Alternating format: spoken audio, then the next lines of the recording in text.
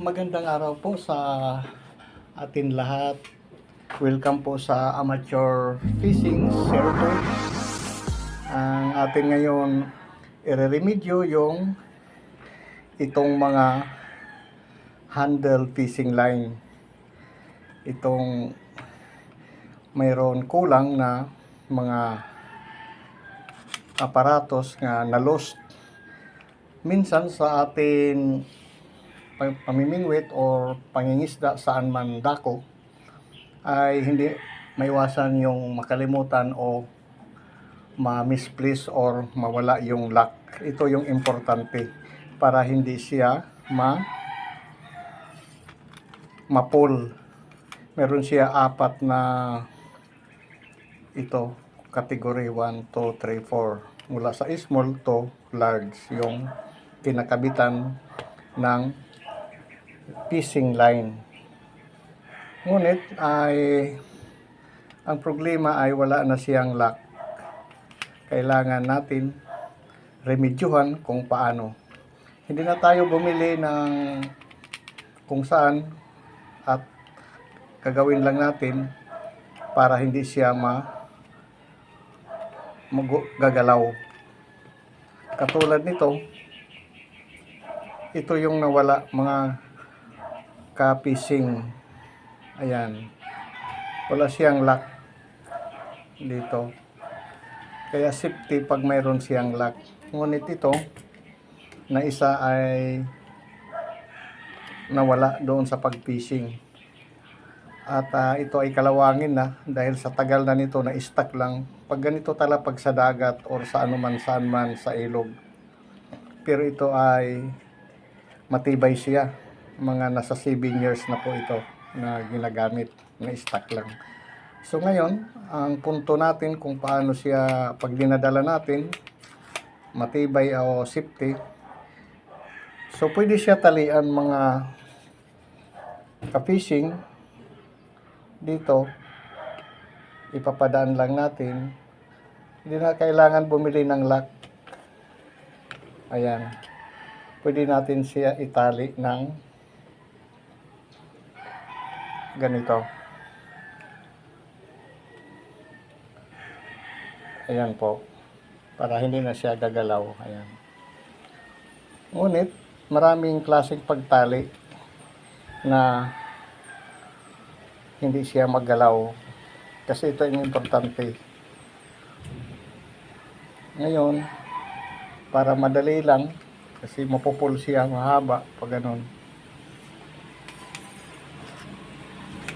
Kung bakit mayroon tayo rubbers, ito lang. Hindi na kailangan natin yung hanapin pa yung nawala na atin lock. Ito. Kundi rubbers na lang. Ganito. Itatali lang natin. Ito yung rubber. Itong tatlo para hindi siya running o gumagalaw. Ayan.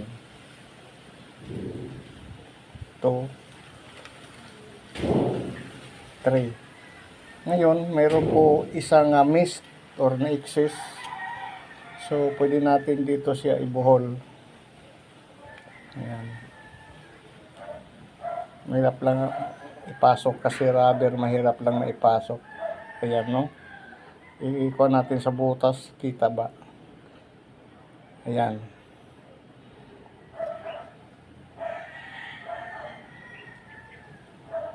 Katapos nito, hila-hilain lang na hindi man masyado maputol yung rubber at atin po i-twist dito ng 2 times na hindi maputol.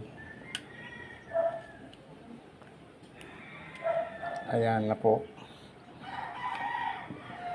So, mas matibay pa sa nakalak. Pero mas maganda kung may lock, hindi nawala. Ayan. Hindi na siya naggagalaw.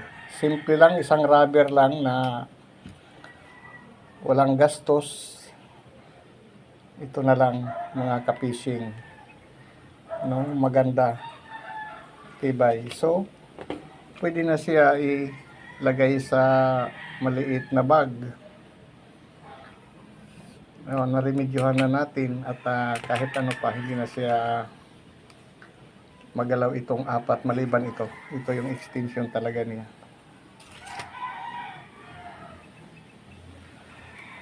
So may clip na siya. Ito, kung nawala man. Parehas lang. Ayan.